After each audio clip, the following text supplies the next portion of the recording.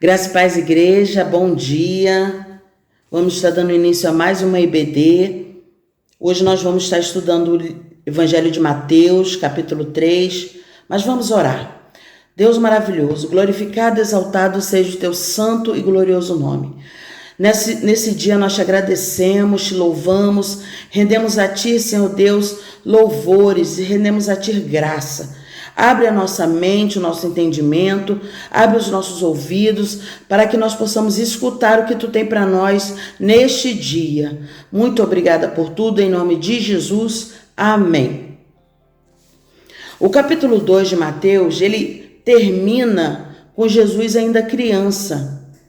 Passa-se um período de anos que a Bíblia aqui não relata e chega no capítulo 3 já com Jesus na sua maturidade de 30 anos. E diz assim, vamos começar no versículo 1. Naqueles dias apareceu João Batista pregando no deserto da Judéia. Esse capítulo 3 de Mateus, ele tem dois momentos, dois períodos. O primeiro período fala-se do ministério de João Batista. É o que nós vamos falar primeiro. Naqueles dias, João Batista apareceu. Existe um período de silêncio profético que se chama, que não se ouvia a voz de Deus. A última vez que se ouviu a voz de Deus foi em Malaquias. Depois disso, passaram-se 400 anos até a aparição de João Batista. E diz assim, João Batista diz assim no versículo 2: arrependei-vos, porque está próximo o reino dos céus. Arrependei-vos, arrependimento. Aqui ele está dizendo, ninguém verá a Deus se não se arrepender dos seus pecados. Não haverá salvação se não houver arrependimento. Você não está salvo se você não se arrepender, não pedir perdão pelos seus erros, pelos seus pecados. Versículo 3. Porque este é o referido por intermédio do profeta Isaías. Voz do que clama no deserto, preparai o caminho do Senhor, endireitai as suas veredas. Isaías 43 diz, a voz do que clama no deserto, se prepara, preparai o caminho do Senhor, endireitai as suas veredas. Isaías estava dizendo que João Batista ia vir para preparar o caminho. Ele era o precursor do caminho que Jesus ia percorrer. Essa era a função de João Batista: preparar o caminho, endireitar, para que Jesus viesse para fazer o que ele foi separado para fazer. Versículo 4. Usava João vestes de pelos de camelo e um cinto de couro, e a sua alimentação eram gafanhotos e mel silvestre. João, ele morava no deserto. Então as vestimentas dele tinham que ser apropriadas para aquele ambiente. E o que ele comia era exatamente o que ele tirava daquele lugar. A alimentação e as vestimentas eram exatamente conforme o local que ele habitava. Apareceu humilde porque ele não importava a condição dele. O que importava é que o que ele trazia, a mensagem que ele pregava. Minha voz está embargada, né? É cansaço, muito trabalho, mas glória a Deus por isso. Versículo 5 e 6. Então saíam a ter com ele Jerusalém. Então saíam a ter com ele Jerusalém, toda a Judéia e toda a circunvizinhança do Jordão. E eram por ele batizados no rio do Jordão, confessando os seus pecados.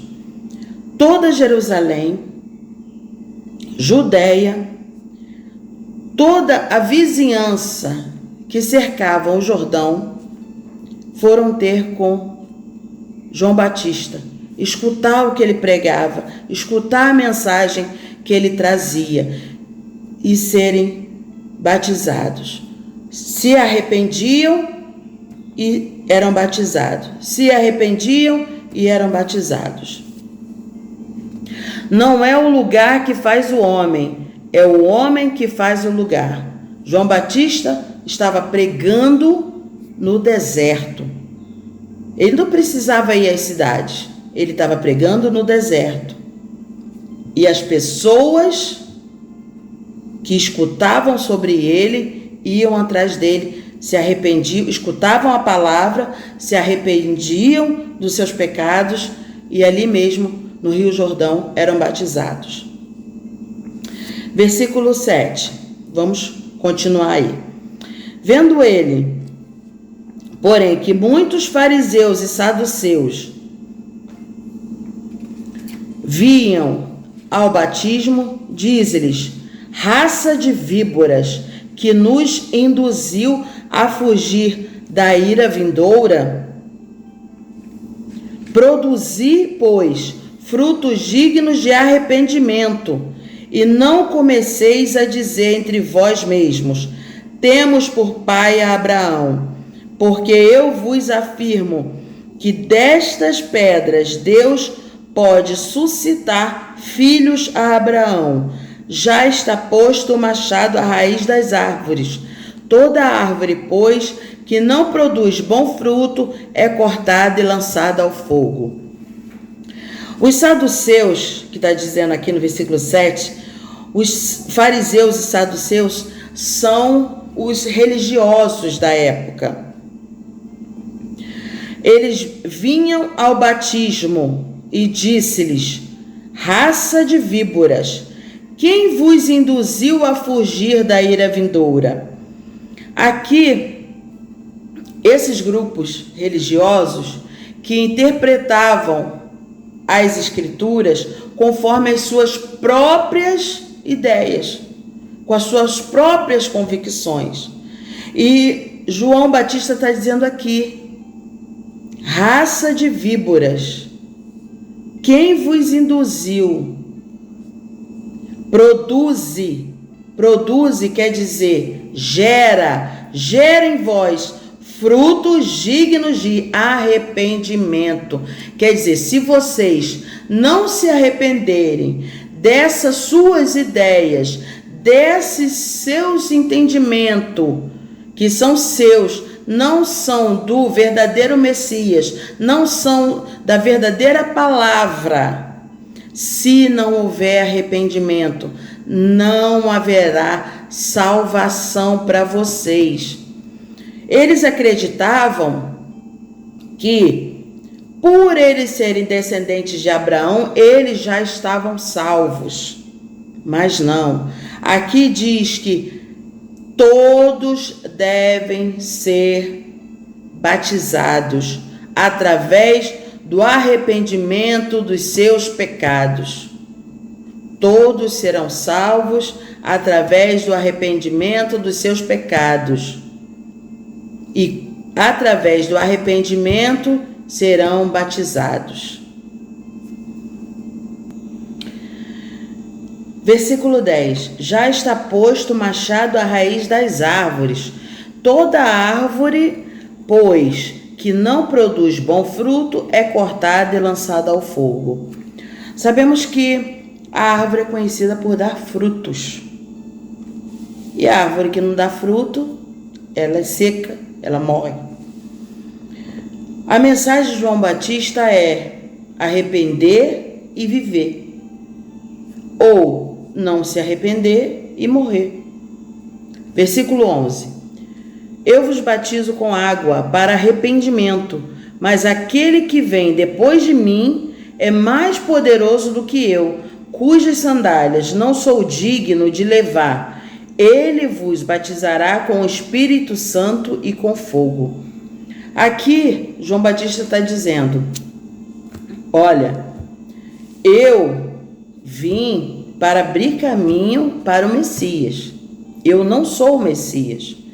Que muitas pessoas estavam achando que o João Batista era o próprio Messias e já estavam colocando ele como em cima de um pedestal, como se fosse o próprio Jesus. E João Batista diz, não, eu apresento a palavra, eu prego para que vocês se arrependam dos seus pecados. O Messias, aquele que vai vir após a mim, ele é aquele que vai perdoar os seus pecados. João Batista está dizendo, eu sou aquele que prega sobre perdão de pecados, mas o Messias, ele é o que perdoa os pecados. Versículo 12. A sua pá, ele a tem na mão, e limpará completamente a sua eira. Recolherá o seu trigo,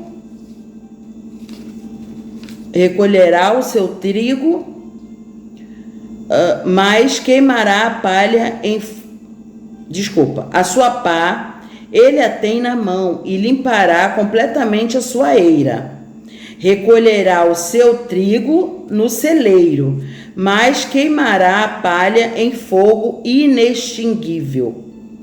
Nós sabemos que dentro da igreja, nós somos todos misturados, somos juntos, né? É exatamente como o trigo e o joio e o trigo. O joio e o trigo, eles crescem juntos. Eles nascem e crescem juntos.